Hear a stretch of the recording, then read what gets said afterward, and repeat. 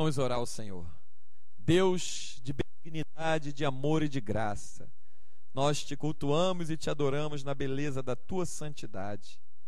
Nesse momento paramos para examinar a tua palavra, para receber de ti, Senhor, porque sem ti nada podemos fazer. Ó Espírito Santo, a adoração que há em nós é fruto de um coração quebrantado e contrito que recebe desse Deus misericordioso e benigno, sem que haja merecimento nenhum em nós. Recebe a glória, Senhor. Como um cano nas duas pontas cortada, traz a tua palavra revelada como água cristalina e passa por mim, me alimentando e alimentando a todos quanto tiverem o alcance dessa mensagem. É o que eu te peço em nome do Santo Jesus e te agradeço para sempre. Amém. Isaías capítulo 63, versículo 7, diz assim: As benignidades do Senhor mencionarei, e os muitos louvores do Senhor, consoante tudo que o Senhor nos concedeu, e a grande bondade para com a casa de Israel, que usou com eles segundo as suas misericórdias, e segundo a multidão das suas benignidades. Porque o Senhor dizia: certamente eles são meu povo, filhos que não mentirão. Assim ele foi o seu Salvador. Em toda a angústia deles foi ele angustiado, e o anjo da sua presença os salvou. Pelo seu amor e pela sua compaixão ele os remiu, e os tomou e os conduziu todos os dias da antiguidade. Bendito e engrandecido seja o nome do Senhor. Aí você vai ver no capítulo 64, mais à frente, no versículo 4, porque desde a antiguidade não se ouviu, nem com o ouvido se percebeu, nem com os olhos se viu um Deus além de ti, que trabalha para aquele que nele espera. O que Isaías está profetizando aqui? Deus é fiel. Deus é fiel à sua palavra. Deus não tem por quem jurar, jurou por ele mesmo, porque não tem ninguém acima dele.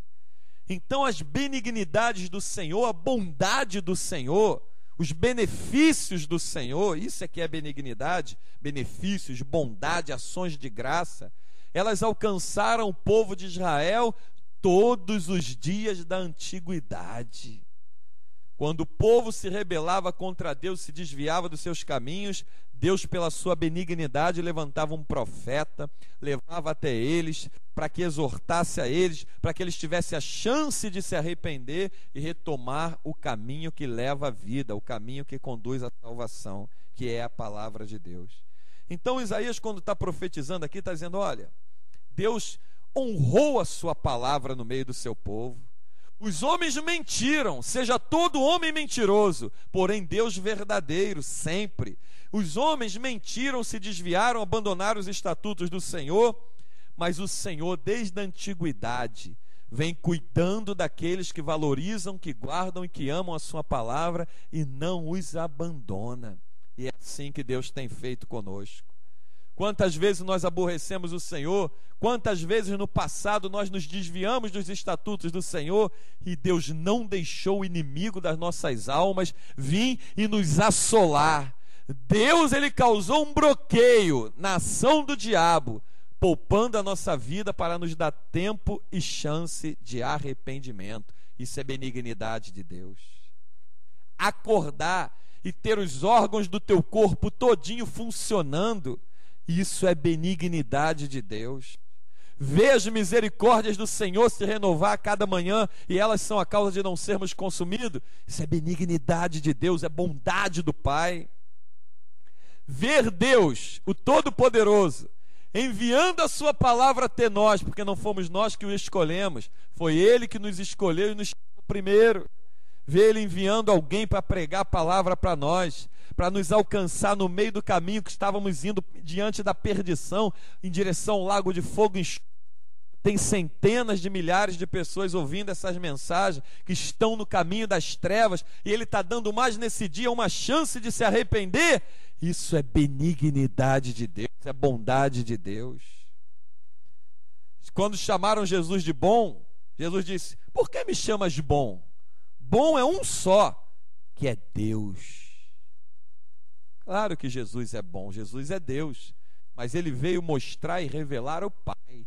Então ele queria que o povo entendesse que por ele estar aqui na terra, era por causa da bondade do Pai. Muitas pessoas se acham bons nessa terra, né? Mas ninguém pegaria o seu filho, o seu único filho, e daria para morrer pelos seus inimigos. Não faria isso por amigos, imagina por inimigos. Deus fez isso. Ninguém é bom como o Senhor. Bom é um só, que é Deus. Deus é bom. Ele conserva a tua saúde de uma maneira toda poderosa, renova os teus órgãos internos e externos, te livra da morte, faz com que os teus entes queridos, por causa da tua oração, não baixem a sepultura, e isso é bondade de Deus. Exaltamos nesse dia a benignidade de Deus, a bondade do Senhor, exaltamos ela nesse dia. Você entrar por essas portas, como foi dito agora, ainda há pouco, é bondade de Deus. Muitos desejam entrar por essas portas e não conseguem. São vencidos pela fadiga do dia a dia, são vencidos desde as coisas naturais às coisas espirituais.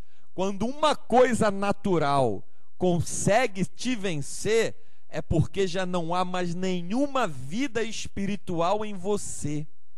Nunca esqueça isso. Porque a Bíblia diz que o espiritual discerne a todos, e de todos não é discernido. E o espiritual, ele tem poder de Deus para vencer todas as coisas naturais e espirituais. Lucas 10, 19.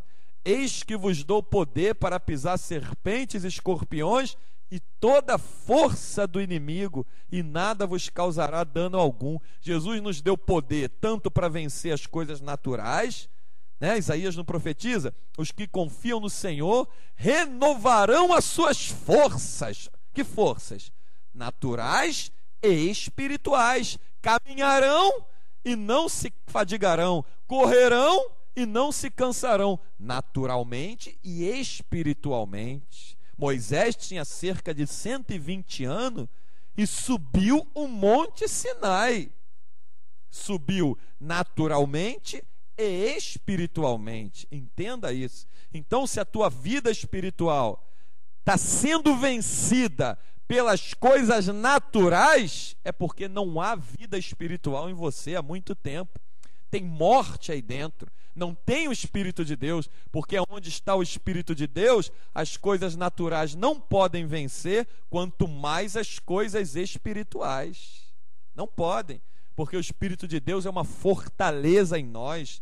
Ele é um dínamo, ou seja, é o poder de Deus que se manifesta na sua própria palavra, é o Espírito Santo. É um muro intransponível, é um muro que nos guarda, que nos cerca, nos selou, nos guardou, testifica com o nosso espírito que somos filhos de Deus. Então quem está andando nessa testificação está desfrutando do gozo da presença e do poder da unção da palavra. E por que nós estamos de pé? Não por capacidade nossa, não por bondade nossa, por merecimento nosso. Quando o crente entende ou pensa que algum benefício de Deus que recebeu foi porque mereceu ou fez por onde merecer, como muita gente diz, essa pessoa não tem vida espiritual nenhuma quando pensa, diz e age assim. Nunca merecemos nada, nem iremos merecer da mão do Deus Todo-Poderoso, porque somos servos inúteis. E quantas vezes somos infiéis. Tudo que recebemos dele é pela bondade dele, pela benignidade dele. E a bondade de Deus consiste também em ele te fazer o bem e não te lançar em rosto. Quando um amigo, entre aspas, porque amigo é só Jesus, quando um amigo aí no mundo te faz algum bem, fique tranquilo. Ele está esperando uma oportunidade para te constranger, para ser retribuído naquilo que foi feito. Na verdade, os ímpios, eles não fazem bem, eles fazem um investimento no outro. Eu estou dando isso para ele, estou fazendo isso por ela, porque amanhã eu vou precisar dele, vou precisar dela. Então ela ou ele está constrangido a não me negar esse favor.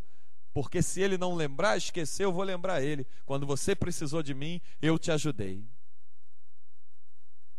Quantas vezes Deus investiu em nós e nós viramos as costas para ele? Quantas vezes Deus usou de bondade e benignidade para ele, por nós, e você errou, falhou, pecou, que ninguém peca inconscientemente. Todo mundo que peca está consciente do que está fazendo. Ao contrário do que muita gente pensa. Eu pequei, não sabia, alienar, como se estivesse alienado. Não, todo mundo peca racionalmente. Por isso Deus, quando pune, ele pune a pessoa na sua reta justiça. A pessoa fica plenamente sabendo que está recebendo aquele julgamento mediante as obras e os fatos que cometeu. Ninguém está ou chegará inocente diante de Deus.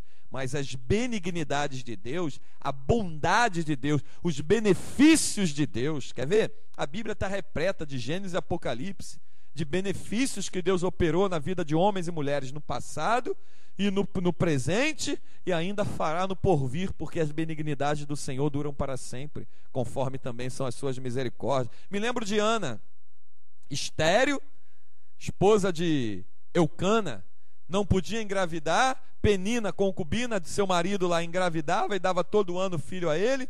Porém Ana, orando no templo, diante dos olhos do Senhor, somente mexia um lábio, porque ela trazia uma expressão lá de dentro do íntimo, porque essa é a verdadeira oração. Não é em praças públicas com vestes largas aos gritos para que todos ouçam. É dentro do teu quarto, na intimidade, como diz Mateus 6,6. É lá que nós devemos rasgar o nosso peito. Então Ana, clamando lá no templo, diante dos átrios do Senhor, ainda que Eli tivesse dito que ela estava embriagada, que largasse aquele vinho, ela fez Eli entender que ela era atribulada de espírito.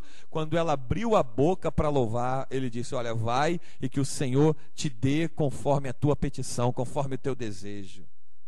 E ela engravidou de Samuel, entendeu as benignidades de Deus e levou Samuel para servir a Deus lá no templo junto com Eli, aprender do Senhor, que é manso e humilde de coração. E foi Samuel um profeta do Deus Altíssimo, enquanto aos filhos de Penina não se achou um sequer nessa terra que pudesse contar alguma expressão de Deus na vida deles. Simeão, no templo, tinha recebido uma promessa que viria o Salvador, ele ia ver o Salvador, pois quando José e Maria estavam indo para o templo, até então levando o então menino Jesus no colo, Simeão pegou ele nos braços e disse: agora, Senhor, despede o teu servo em paz, os meus olhos já viram a glória de Israel. Neemias, Deus fez com que ele achasse graça diante dos olhos do rei Artaxerxes, e o rei usou de benignidade com ele, porque Deus estava movendo ali, e mandou recursos para que ele edificasse a cidade de Jerusalém, que foi queimada, as portas queimadas, os muros derrubados. Mandou recursos para ele, para que ele se alegrasse na presença do Senhor. Esther entrou na presença do rei Assuero, e entrando na presença do rei, o rei apontou o sceptro para ela, e Deus usou de benignidade, ela não foi morta. O rei ouviu a sua petição e atendeu a sua súplica. Mardoqueu, Deus não se esqueceu do que ele fez, do ato de benignidade que ele usou para com o próximo, ato de amor, e fez com que no livro das crônicas ele fosse lembrado por aqueles atos. Deus usou de benignidade com ele. A mulher do fluxo de sangue dizia consigo mesmo: se eu tão somente tocar nas suas vestes, ficarei curada. Ela tocou nas vestes de Jesus e o Senhor usou de benignidade com ela. Vá em paz, filha, e fica livre desse mal. Benignidade do Senhor. Centurião de Cafarnaum: Senhor, não sou digno que tu entre debaixo do meu telhado, ordene uma palavra, o meu criado ficará curado. Senhor usou de benignidade com ele, deu uma palavra, o criado dele ficou curado. Deus é Deus de benignidade, minha irmã, é Deus de bondade.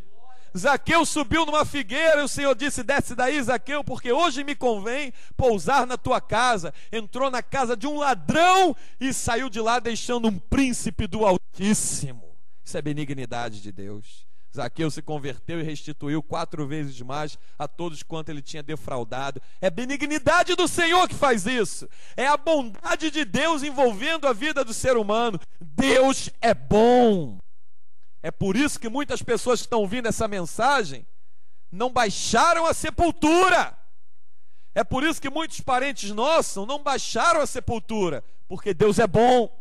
Ele vai dando oportunidade, Ele vai dando oportunidade, Ele vai dando oportunidade. Deus é bom, Deus é benigno, os benefícios dele são incontáveis. Um Deus que conduziu o seu povo pelo deserto.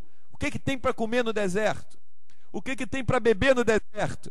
Pois Ele mandou do céu descer um pão. Tem ímpio aí fora que diz assim: eu tenho que sair, eu tenho que trabalhar, eu tenho que fazer, eu tenho que acontecer, querendo trazer méritos para si próprio. Porque se eu não sair, se eu não fizer, se eu não trabalhar, se eu não acontecer, as coisas não caem do céu, não. E quanto crente concorda com essa blasfêmia que os ímpios falam lá fora? É claro que você tem que sair, tem que trabalhar.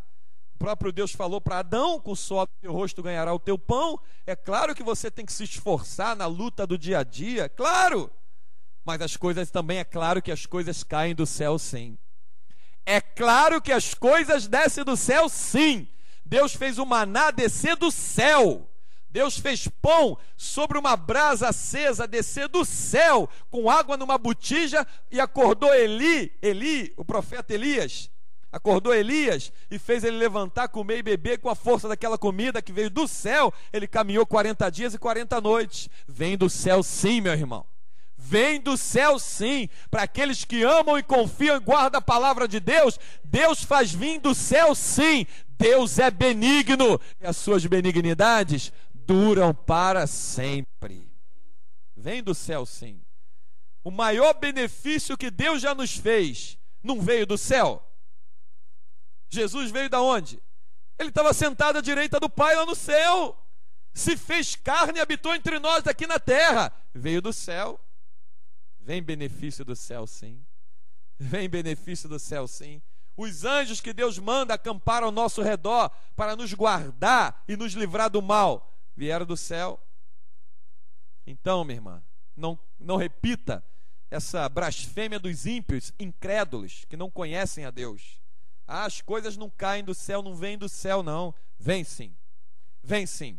Claro que você não vai fugir da tua luta, do teu trabalho, você não vai deixar de trabalhar, não vai deixar de se esforçar, ninguém está falando isso, mas eu quero fazer você entender que o nosso socorro não vem da terra, não vem do trabalho, o livramento da doença, do câncer, da lepra, da AIDS, do leite de hospital, não vem da terra não, vem do céu, vem do alto. O nosso socorro vem do Senhor que fez os céus e a terra.